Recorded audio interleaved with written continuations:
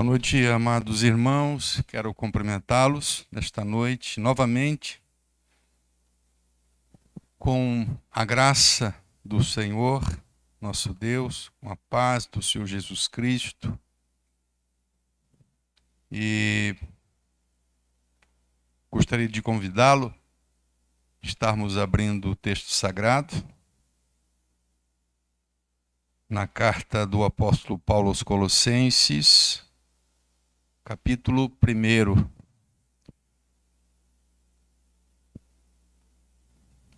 Versículo 6 até o versículo de número 9. Colossenses, capítulo 1, versículo 6. A seguir, Paulo falando a respeito da palavra, da verdade do Evangelho,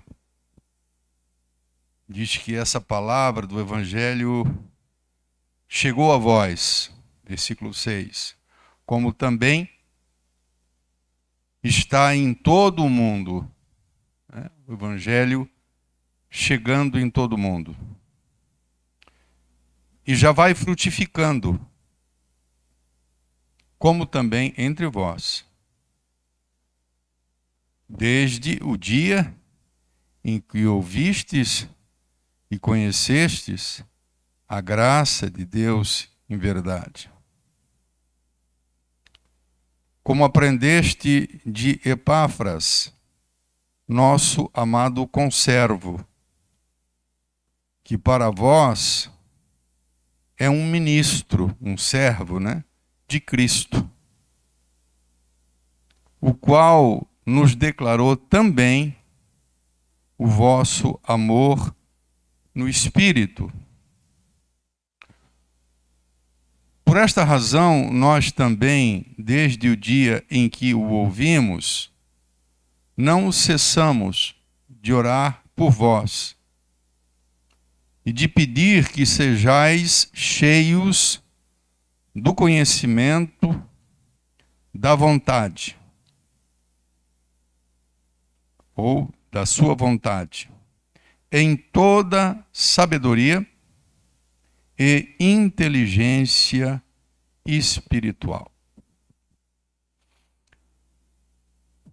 Quero falar um pouquinho sobre justamente essa chegada do Evangelho à cidade de Colossos.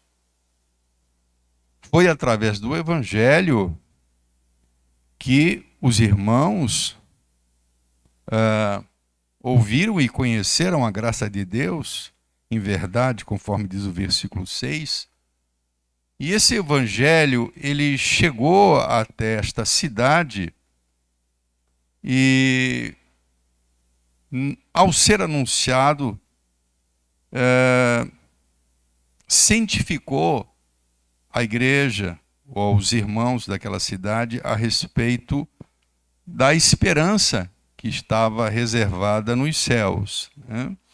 Por esta esperança, por essa herança, o apóstolo Paulo, no versículo 5, ele diz que ele agradecia a Deus, ele dava graças a Deus. Então, justamente na semana passada, nós vimos que essa esperança foi anunciada através da palavra da verdade do Evangelho. E no versículo 6, o apóstolo Paulo diz que esse Evangelho chegou aos Colossenses, e não somente aos Colossenses, mas esta palavra do Evangelho estava alcançando todo o mundo.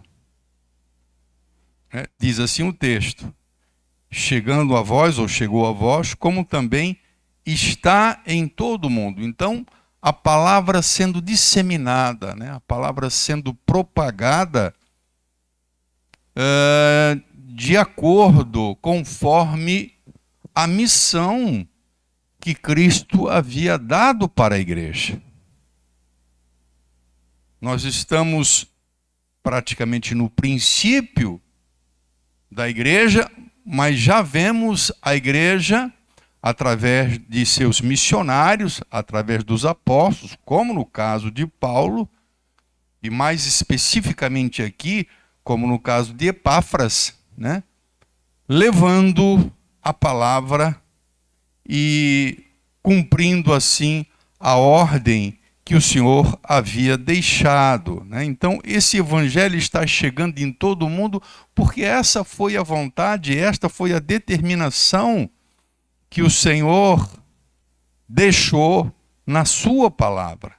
Mateus 28, versículo de número 19, o Senhor Jesus Cristo, chamando os seus discípulos, ele diz assim: portanto, ide e ensinai a todas as nações, né? Todas as nações. Então, as nações vizinhas, nós estamos no princípio do Evangelho, então essas nações vizinhas já estavam sendo visitadas, né? Aquilo que o Senhor disse para a igreja fazer, a igreja de então estava fazendo e estava levando o Evangelho. E justamente no cumprimento desta ordem, a palavra chegou também até Colossos, né? Livro de Atos dos Apóstolos, no capítulo 1 e no versículo de número 8, Atos 1 e 8, diz a palavra do Senhor, Jesus Cristo falando também para os discípulos, que eles haveriam de receber o poder do Espírito Santo, né? Que havia de vir sobre eles. E eles iriam se tornar testemunhas, tanto em Jerusalém, como em toda a Judeia, Samaria e até os confins da terra. Então, quando a gente vê o apóstolo Paulo falando que essa palavra da verdade do Evangelho tinha chegado em Colossos, mas também estava chegando em todo o mundo, né? É uma confirmação daquilo que o próprio Senhor havia determinado. Nós sabemos que no princípio, nos primeiros dias, os primeiros meses talvez da igreja, a igreja ainda estava um pouco confinada, né, na cidade de Jerusalém, né, mas Deus ele providencia o meio por intermédio do qual a igreja então passaria a cumprir a sua ordem. E nós sabemos que Deus permite que venha, e como de fato veio, uma perseguição sobre a igreja. Então a igreja sai de Jerusalém e aí você já vê o evangelho sendo propagado. Começa ali em Samaria, a gente vê Filipe, né? Os sinais sendo feitos, maravilhas, as pessoas aceitando a Cristo, havia alegria na cidade, muitas coisas aconteciam, porque o evangelho então começa a ser propagado. E ele não somente está sendo difundido, o evangelho não somente está sendo ele não está se tornando somente conhecido, mas ele está frutificando. Porque uma coisa é que o evangelho seja propagado, né? Agora, a frutificação do evangelho não é uma coisa que compete à igreja. A igreja compete propagar, né? Difundir, né? Proclamar o evangelho. E dessa forma ele vai sendo ouvido. Mas o evangelho aqui não estava somente chegando, né? Ele diz, e já vai frutificando, no versículo 6 dessa epístola, que nós estamos lendo agora esse versículo, né? Chegou a vós como também em todo mundo, e já vai frutificando, né? Aqui nós vemos o poder do evangelho, né? Então, semelhantemente aquela parábola que o Senhor Jesus Cristo traz, que o reino de Deus é semelhante, né? Aquela atividade de um semeador que sai a semear, né? E ele joga as sementes sem muito escolher, né? Por onde ele passava, ele jogava a semente, ele não sabia qual era, aparentemente, qual seria o solo bom e qual não seria. em qual coração ele iria frutificar, sendo a semente o evangelho, né? Então o missionário, o evangelista, ele não sabe dizer se na vida de A ou B o evangelho vai frutificar, mas ele tem que levar. Então a parábola do semeador fala dessa atividade de semeadura, né? De semear. E Jesus Cristo diz que num tipo de solo, que é o solo bom, ali frutificou, né? De tal maneira que frutificou muito, né? De 1 para 60, de 1 para 100. Né? Então nós entendemos que Colossenses, né, é esse lugar onde algumas pessoas, ou muitas pessoas, não sei, né, foram receber o evangelho, e nessas pessoas, nesses corações, né, o evangelho estava frutificando. Por quê? Porque manifestaram fé em Jesus Cristo e exerciam o amor. Nós já vimos isso aí. Então era a fé em Cristo e o amor uns para com os outros, né? E aguardando a esperança reservada nos céus. Então o evangelho, ele vai frutificando, né? Ele vai transformando. Por onde o evangelho passa, né?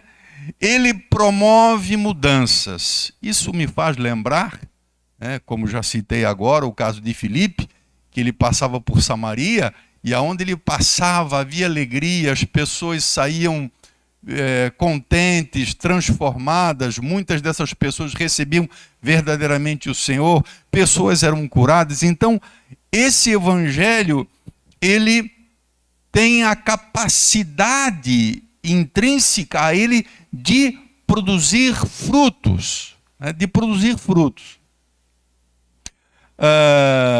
Quando a gente vê o apóstolo Paulo passando por Tessalônica, um texto, né, muito interessante.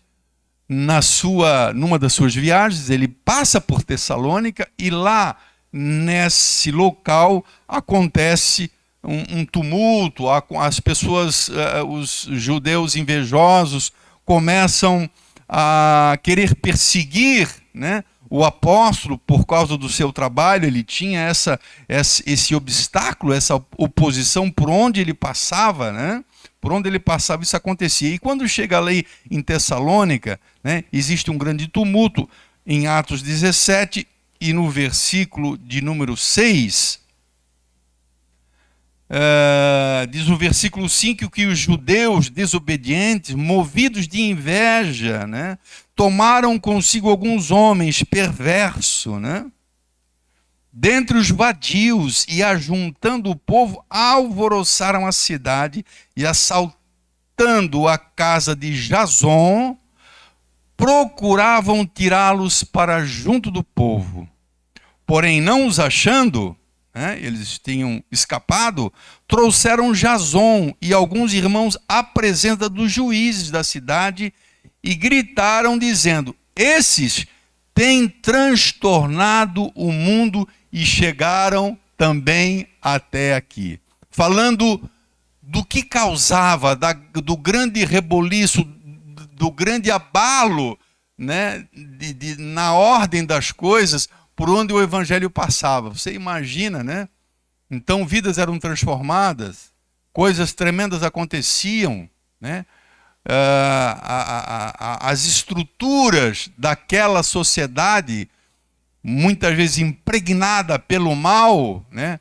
Ao contemplar agora pessoas transformadas, que não viviam mais segundo o costume deles, para eles isso era um transtorno, né? O evangelho, isso, onde ele chega e realmente encontra um bom solo, né? Ali certamente ele vai frutificar. Ali ele vai frutificar, né? No versículo 7, nós já havíamos comentado anteriormente, num outro contexto, essa igreja para a qual foi escrita essa epístola, né? E não são todas as pessoas que sabem, essa igreja não foi plantada por Paulo. Eu disse isso na nossa introdução. Quando nós fizemos a introdução, a esta carta, nós dissemos que essa talvez tenha sido a única carta, ou a única igreja, que recebeu uma carta do apóstolo Paulo e que não viu o seu rosto, que não o conheceu. Por causa disso, até mesmo Paulo tinha uma certa aflição. No capítulo 2 de Colossenses, no versículo 1, ele diz assim: irmãos, eu quero que vocês saibam que grande combate eu tenho por vossa causa, e pelos aqueles que estão em Laodiceia, e por todos aqueles ainda que não viram o meu rosto em carne. Colossos ainda não conhecia o apóstolo. E nós vamos justamente hoje gastar um tempinho para saber como é que é essa ligação do apóstolo Paulo, que era um apóstolo, né? Mesmo não tendo sido o plantador, o evangelizador, né? O pai espiritual dessa comunidade, mas nós vemos pelo texto que esse evangelho chegou a Colossos por intermédio de Epáfras. E por incrível que pareça, ou possa parecer, nós vamos ver que talvez aí seja maior ainda a alegria de Paulo. Sabe por quê? Como, pastor? Não foi ele que plantou a igreja? Por que ele tem essa alegria? Porque essa igreja foi plantada muito provavelmente, com quase toda a certeza, por um discípulo seu. Alguém que ele ganhou, que é esse Epáfras, nós vamos ver, né? E esse discípulo que foi gerado espiritualmente nas entranhas de Paulo, esse discípulo, ele gera fruto. Ele frutifica, né? Ele frutifica. Então esse evangelho chega a Colossos por intermédio desse homem. Quem era este homem, irmãos? Esse homem era uma pessoa especial. É por isso que às vezes é bom a gente gastar um pouquinho de tempo em cima de alguns personagens, né? E a gente poder refletir em cima dos bons exemplos, principalmente, né? Epáfras é um bom exemplo, né? De uma pessoa onde o evangelho não foi em vão, onde a semente do evangelho caiu em solo bom e produziu muito fruto ali, né? Além de se tornar uma pessoa, um servo de Deus, um irmão amado, né? Cooperador no evangelho. Ele se tornou um grande evangelista, ele se tornou muito provavelmente o pastor dessas comunidades, né? Ele realmente frutificou, né? Olha só aqui no versículo 4 desse primeiro capítulo, que nós já abordamos, ele diz assim: porque nós ouvimos falar. Depois você vai ver lá na frente que ele ouviu do próprio Epáfras que a igreja tinha recebido o evangelho.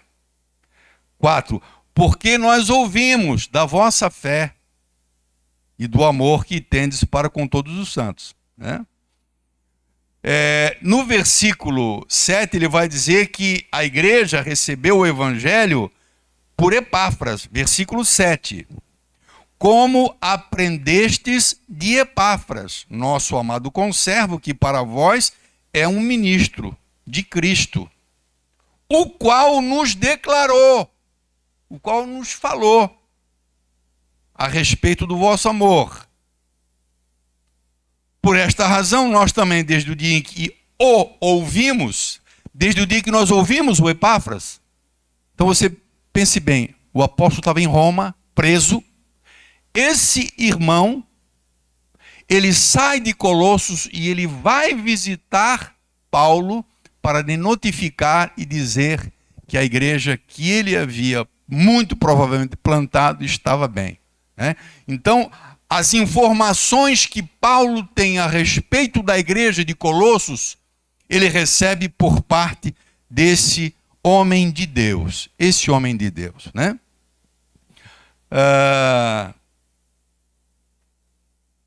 Epáfras, ele, quando a gente olha um pouquinho para a palavra de Deus, nós vamos ver que ele, muito certamente, com toda certeza, ou muito perto disso, né, ele é uma pessoa que manifesta uma atividade evangelística e até pastoral, irmãos. Esse homem, Epáfras. E eu quero dizer para você que não somente em Colossos. Esse homem, ele, pelo que tudo indica, ele também planta as igrejas de Laodiceia e de Hierápolis. Só para você ter uma ideia, de Colossos até Hierápolis eram 30 quilômetros. E de Colossos até Laodiceia, 20 quilômetros. Eram cidades próximas, né? Então, muito provavelmente, por que a gente diz isso? Né? Que ele não somente foi o fundador da igreja de Colossos, mas muito provavelmente também o fundador de mais duas igrejas. Porque no capítulo 4 de Colossenses e no versículo de número 12, quando ele vai se despedir na carta, ele diz que o Epáfras, que está ao lado dele, manda saudação para essa igreja lá de Colossos. Ele diz assim no versículo 12 do capítulo 4: saúda-vos Epáfras, que é dos vossos. O que significa dizer que Epáfras é dos vossos? Ele está mandando uma carta para Colossos. Então, olha, Epáfras, que é aí de vocês, que é da igreja de vocês, né? Ele está mandando um abraço para vocês. Ele está saudando vocês. Combatendo sempre por vós em orações, versículo 12, para que vos conserveis firmes, perfeitos e consumados em toda a vontade de Deus. Versículo 13, pois eu lhe dou testemunho de que tem grande cuidado, zelo por vocês, Colossenses, e pelos que estão em Laodiceia e pelos que estão em Hierápolis. Então esse homem, esse Epáfras, ele tinha um cuidado muito grande e um zelo muito grande, da onde se deduz que ele certamente era o líder dessa igreja, mesmo porque nós já vimos lá no 7 que foi ele que trouxe o evangelho para essa cidade de Colossos, né? E ele também levou o evangelho, porque eram próximas. Você imagina que bênção, irmão. Então, ele leva o evangelho para Colossos e ele também leva o evangelho para essas duas cidades, né? Uma das cidades é bem conhecida pela carta do Apocalipse, né? Que é a igreja de Laodiceia. Essa igreja aqui, que ficava perto de Colossos e que ficava perto de Hierápolis, né? Como é que tudo isso deve ter acontecido? A Bíblia nos mostra, no livro de Atos dos Apóstolos, nos dá provavelmente o caminho que essas coisas tomaram, como é que isso aconteceu, né? Você sabe, mas o apóstolo Paulo, ele ficou pouco mais de 2 anos em Éfeso.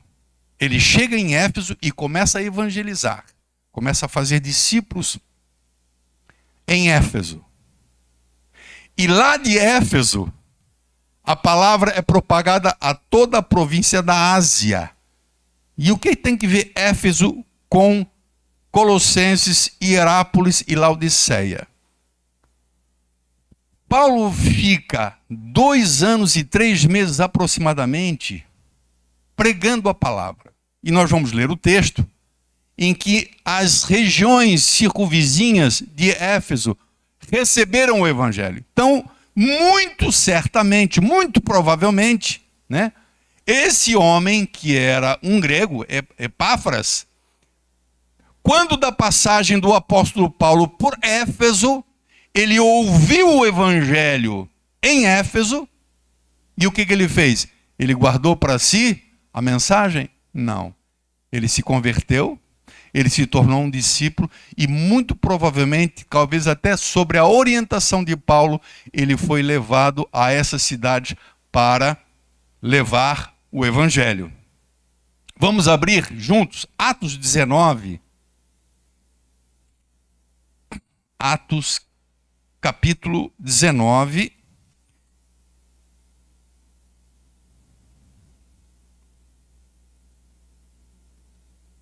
Versículo 10, falando sobre a passagem de Paulo por Éfeso. Paulo chega a Éfeso, né? E ele vai ficar ali ensinando as pessoas numa chamada escola de um certo tirano, o nome dessa pessoa, né? No versículo 9 diz, né? E ele ficou ali ensinando, pregando. E isso durou por espaço de 2 anos. Presta atenção no versículo 10. De tal maneira que todos os que habitavam na Ásia, todos que habitavam ali nas proximidades, irmão, tá? Como no caso de Herápolis, como no caso de Colossos, como no caso de Laodiceia, todos ouviram a palavra do Senhor Jesus, tanto judeus como gregos. Versículo 11. E Deus, pelas mãos de Paulo, fazia maravilhas extraordinárias, de maneira que até os lenços e aventais que levavam do seu corpo aos enfermos, e as enfermidades fugiam deles, e os espíritos malignos saíam. Olha só que maravilha, irmãos. E alguns dos exorcistas judeus, ambulantes, tentavam invocar o nome do Senhor Jesus sobre os que tinham demônios, sobre os que tinham espírito maligno. E eles diziam: esconjuro-vos por Jesus, a quem Paulo prega. Os que faziam isso eram 7 filhos de Seva, um judeu principal dos sacerdotes. Respondendo, porém, um demônio, o espírito maligno, disse: eu conheço Jesus, e eu bem sei quem é Paulo. O demônio conhece os servos de Deus, irmão. As trevas conhecem os verdadeiros servos de Deus. Você pode muitas vezes passar na rua pelas pessoas e você não se aperceber. Você está passando por pessoas que são servos de Deus, mas certamente o mundo espiritual reconhece. E eles disseram: Jesus, nós conhecemos, e bem sei quem é Paulo. Olha só como Paulo era conhecido. Mas vocês, quem são? Tipo assim, vocês não são nada. O demônio falando para essas pessoas que tentavam expelir ele daquela pessoa. E saltando neles o homem que tinha o espírito maligno, e assenhorando-se de 2, pôde mais do que eles, de tal maneira que nus, despidos e feridos, fugiram daquela cidade. 17. Isso foi notório, todo mundo viu, a todos os que habitavam em Éfeso, tanto judeus como gregos, e caiu um temor sobre eles. E o nome do Senhor Jesus era engrandecido. Versículo 18. Muitos dos que tinham crido vinham, confessando e publicando os seus pecados. Também muitos dos que seguiam artes mágicas trouxeram seus livros e os queimaram na presença de todos. E feita a conta do seu preço, acharam que montava 50.000 peças de prata. Versículo 20 para finalizar. Assim, desta forma, a palavra do Senhor crescia poderosamente e prevalecia. Ou seja, irmãos, houve um boom do evangelho em Éfeso durante 2 anos e 3 meses. Com toda certeza, Epáfras, que era um morador natural, né, ele era natural, de Colossenses, ouvindo falar, porque a palavra foi espalhada, as pessoas ouviam falar e as pessoas vinham, porque Paulo fazia sinais e maravilhas, irmão. Então, a palavra, o evangelho estava sendo pregado a partir de Éfeso. A partir de Éfeso. Como no tempo de Jesus, Jesus estava lá na Galileia e vinha muita gente de várias regiões e ouviam o evangelho, né, a respeito do reino de Deus, e eram curados. Assim aconteceu aqui, né? Então, esse servo de Deus, né, muito provavelmente ouviu o evangelho por intermédio de Paulo, quando da passagem de Paulo por esses 2 anos aqui, né? E toda a província da Ásia ouviu, e certamente foi o caso desse homem, né? E aí então é que vale a pena a gente refletir sobre aquilo que Paulo fala lá, né, que nós vimos lá no versículo 6, né, que vai frutificando, né? O reino, o evangelho está chegando, mas ele vai frutificando. Existem muitas sementes que caem pelo caminho, como na parábola do semeador. O pássaro vem, toma a semente e leva. Existem sementes, irmãos, que caem num solo pedregoso. Então são aquelas pessoas que aparentemente recebem com alegria, né, a palavra, mas aí por causa da perseguição, por causa das pessoas, especialmente essa geração que foi muito perseguida ali nos anos 70, até os anos 90, 95, houve muita perseguição na igreja, e muitos provavelmente que eram convencidos e não convertidos, certamente voltavam atrás, né? Desistiam. Outros, ou outro tipo de semente, ou outra semente, ou outro solo, onde caiu a semente, era um solo espinhoso. Aí Jesus disse que é aquelas pessoas que recebem também o evangelho, mas os cuidados da vida, né? Tem tanta coisa para fazer, tem tanta coisa para se ocupar, que não sobra tempo, não sobra espaço para as coisas de Deus, né? É o solo espinhoso, que também... Mas tem um solo que é bom. Tem um solo em que cai, né? Vamos ler junto? A palavra Mateus 13, 23 é uma palavra muito linda, e eu acho que Epáfras é o exemplo ideal, né, daquele tipo de solo bom, do coração que recebe e frutifica. Mateus 13, versículo de número 23, ele está explicando a partir do 18, né, ele dá a interpretação da parábola. Ele diz assim: escutai vós, pois, a parábola do semeador, ouvindo alguém a palavra do reino, o evangelho, e não a entendendo, vem o maligno e arrebata o que foi semeado no seu coração. Este é o que foi semeado ao pé do caminho, né? Porém, o que foi semeado em pedregais, solo pedregoso, é o que ouve a palavra, logo recebe com alegria, mas não tem raiz em si mesmo, antes é de pouca duração, e chegando à perseguição, ou à angústia e à perseguição, por causa da palavra, logo se ofende, não suporta, né, a tribulação, a perseguição, por causa da fé, irmãos. Não é nem por causa das lutas da vida, das tribulações da vida que todos têm, por causa do evangelho, né, se ofendem. Versículo 22, o que foi semeado entre espinhos é o que ouve a palavra, mas os cuidados desse mundo e a sedução das riquezas sufocam a palavra e a tornam infrutífera. Não produz, irmão. Sabe, quem sabe, Deus me perdoe, seja até aquele tipo, né, de pessoa que está no meio das pessoas, mas você não vê, não produz, não frutifica, não existe mudança, né, por causa dos cuidados dessa vida, né? Falta de visão da esperança reservada nos céus, que nós falamos na semana passada, né? Então muitos olhos nessa vida, né, com as coisas dessa vida. Versículo 23, mas o que foi semeado em boa terra é o que a ouve, ou que ouve a palavra, né? Compreende a palavra, e dá fruto, um produz 100, outro produz 60, outro produz 30, ele fala aqui do efeito multiplicador, né? Que é o que a gente vê na pessoa desse servo de Deus, né?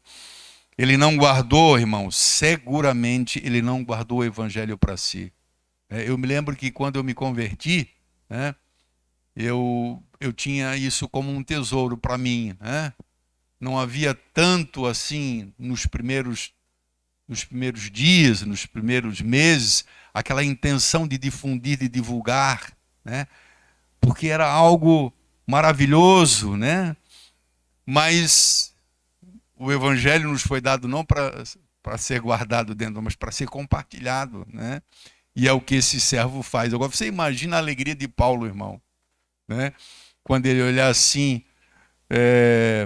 para esse, não sei qual era a idade desse irmão, o Epáfras, né? E saber que ele foi fruto da sua missão, do seu evangelismo lá em Éfeso, e agora ele produzindo 1, 2, 3 igrejas, plantando igrejas, né? Então você imagina a alegria do apóstolo Paulo, né?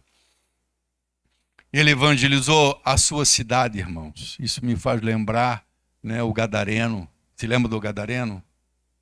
O Gadareno, ele é liberto, né? Jesus o liberta e ele quer seguir Jesus. Se lembram? Ele quer que Jesus disse, não. Vá para a tua terra, vá lá para os teus familiares e conta para eles tudo que Deus fez por você. É a propagação, né? É espalhar. E era o que estava acontecendo em Colossos, né? A palavra, o evangelho, ele estava chegando em todo o mundo e estava frutificando, né? Estava frutificando. Ele evangelizou não somente a sua cidade, né? Ele evangelizou as cidades próximas. Então você já vê dentro dele, né, um espírito de evangelista mesmo, né? De levar, né? Uma outra coisa importante a respeito desse homem, desse servo de Deus, ele, humanamente falando, ele é o grande causador. Ele é o grande responsável pela motivação de Paulo escrever essa carta. Quando a gente estuda Colossenses, a gente entende que Epáfras é o grande causador, né, dessa correspondência que se tornou parte das Sagradas Escrituras, que hoje faz parte da palavra de Deus que nos alimenta, né? Isso porque esse Epáfras, esse irmão que realmente se fazia presente nas horas amargas, esse é o verdadeiro irmão. Paulo estava preso, irmão. E ele vai visitar Paulo. Mas ele sai de Colosso, irmão, ele vai para Roma, ele vai para Itália. É muito longe, dispendioso. Tem que separar dos seus familiares, a própria igreja. Mas ele vai com o intuito de proporcionar a Paulo um pouco de conforto, né? A gente recebe conforto do Espírito Santo, mas Deus nos proporciona também conforto através dos irmãos, né? Então Epáfras vai lá para visitar Paulo, para abraçar Paulo, né? E para levar um pouco de calor humano a Paulo, que está lá preso, lá num lugar, né, separado, acorrentado. E ele vai, de alguma forma, também alegrar o coração de Paulo com uma boa notícia. Esse é o objetivo de Epáfras. E é em função dessa decisão dele que nasce essa carta, né? Porque ele inicia, se você reparar, a carta, no versículo 3, ele diz, nós damos graças a Deus, Pai de nosso Senhor Jesus Cristo, orando sempre por vós, porque nós ouvimos, né? Estou sabendo, chegou aqui a notícia que vocês são uma bênção aí. Então ele leva, né, essa boa notícia, e por mais que Paulo estivesse sofrendo na sua prisão, essa notícia para ele seria bálsamo. Primeiro porque ele via, e esse era o desejo de Paulo, ver a palavra de Deus sendo propagada e frutificando, e em segundo lugar, em saber que isso aconteceu porque um discípulo seu foi o responsável por semear a palavra de Deus na região ali de Colossos, de Laodiceia e de Herápolis, né? ele vai testemunhar da obra de Deus, né, do que Deus estava falando ali em Colossos e alegrando assim o coração de Paulo. Por outro lado, e aí boa parte da carta, né, isso com o desenrolar do tempo nós vamos entender, Paulo ele inicia a carta dando graças a Deus porque o que Deus estava fazendo na vida daquela igreja, mas você vai ver que depois Paulo começa a fazer uma defesa, fazer uma apologética, uma defesa teológica da pessoa de Jesus Cristo. Sabe por quê? Porque Epáfras não somente falou para Paulo o que Deus estava fazendo, mas certamente ele falou para Paulo a respeito do risco e do perigo que a igreja estava correndo lá. E sendo Paulo, né, o seu mentor, né, o apóstolo, o seu pai espiritual, ele aproveita a oportunidade para esclarecer Paulo no que estava acontecendo. Então você vai ver que grande parte do conteúdo desta carta é um conteúdo eminentemente teológico, falando de Jesus Cristo, por exemplo, aonde está escondido todos os tesouros de conhecimento e sabedoria. Por quê? Porque nós vamos entrar de novo lá na história do gnosticismo, dos gnósticos, né, que se arvoravam e diziam que eles eram os detentores do verdadeiro conhecimento e da verdadeira sabedoria, estimulando a igreja, os irmãozinhos, a entrarem numa coisa meio mística de contato com anjos, com seres, né, e colocando de alguma maneira Jesus Cristo para um patamar inferior. Isso certamente é levado por Epáfras. E veja bem que quando a gente lê a carta, assim, sabe, irmão, aquela leitura corrida, né, passa quase desapercebido, né, se nós realmente não tomarmos cuidado, essa figura tão importante, tão proeminente, né, tão importante no sentido de ajudar a igreja, né? Ele como discipulador, podemos até dizer pastor dessa igreja, mas diante dos perigos, ele vê a necessidade, né, de falar com Paulo, sentar com Paulo, né? Paulo manda uma carta, mas provavelmente a ele deve ter dado também instruções para quando ele regressasse, né?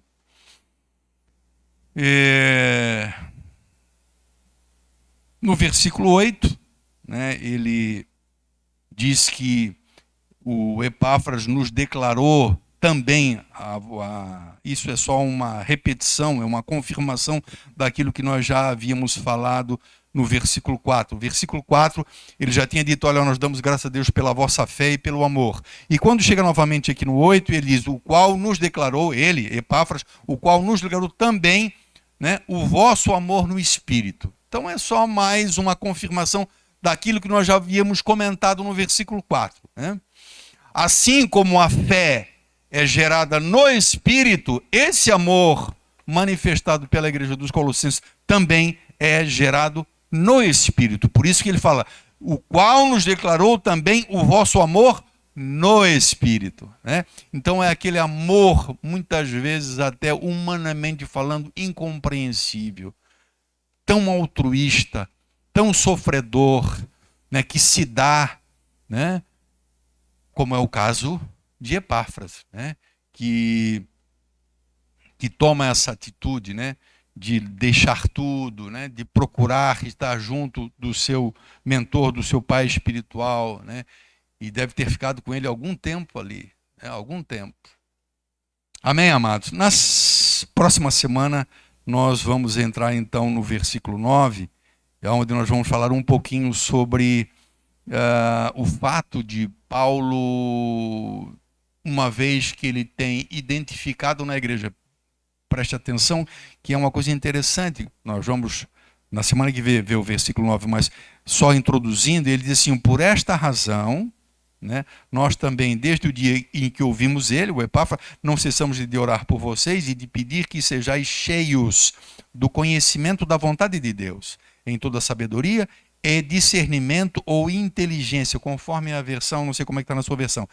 Uma fala inteligência espiritual, outro fala entendimento espiritual, outro fala discernimento. Né? Paulo está dizendo o seguinte: nós estamos dando graças a Deus porque nós estamos vendo em você fé e nós estamos vendo em vocês amor. Para Paulo, esse era o grande vestígio de que Deus tinha iniciado a boa obra. Você lembra daquele texto em Filipenses? Porque aquele que começou em vós boa obra, ele aperfeiçoará. Então, existe um desencadear de coisas que Deus vai colocar em cima dessa obra primeira, que envolve manifestação de fé em Cristo e amor uns com os outros. Então, após a constatação deles terem ouvido de Epáfras esse amor que deles ouvimos, o amor, né? O qual nos declarou também o vosso amor no Espírito, né? Por esta razão, nós também, desde o dia em que nós ouvimos ele, que contou isso que está acontecendo com vocês, a partir de agora, nós estamos orando para algo maior, né? Que nós vamos falar na semana que vem. Então, a obra de Deus, ela envolve um crescimento, como uma vida que nasce, né? Ninguém que tem um filho, uma filha, né, vai ficar feliz se começar a passar os anos e perceber que o filho não cresce, né? Imagine se houvesse uma disfunção, né, orgânica, em que a pessoa permanecesse criança. A criança é um tempo muito bom quando é bebê, mas a gente quer ver ela começar a andar, a gente quer ver ela começar a dizer a primeira vez o papai, a mamãe, crescer, se tornar um homem, né? A obra de Deus na vida dos crentes é assim, ele começa, somos meninos, mas já manifestamos algumas coisas realmente de uma conversão. E a partir dali, o apóstolo Paulo, ele ora para que Deus aperfeiçoe, né? E é onde nós vamos ver na próxima semana, se assim Deus nos permitir. Amém, amados? Vamos ficar de pé em nome de Jesus Cristo. Nosso querido Deus e Pai, nós nos alegramos com a Tua palavra, Senhor, a nós ministrada nesta noite. Te pedimos em nome de Jesus Cristo, ó Deus, que o Senhor venha estar nos ajudando neste novo estudo, Senhor, que estamos praticamente iniciando, para que por intermédio deste texto, através da Tua palavra, nós possamos ser acrescentados, que nós possamos crescer, nós possamos conhecer um pouquinho mais, ó Deus, das Sagradas Escrituras e, evidentemente, Pai, que isso possa trazer fruto em nossa vida. Nós agradecemos, ó Deus, por essa oportunidade que o Senhor nos proporcionou de estarmos aqui nesta noite e te pedimos em nome de Jesus Cristo agora, Pai, que Tu estejas nos levando aos nossos lares, ao nosso destino, estende a Tua mão sobre a nossa vida, Pai, nos guarda, nos protege, nós oramos em nome de Jesus Cristo.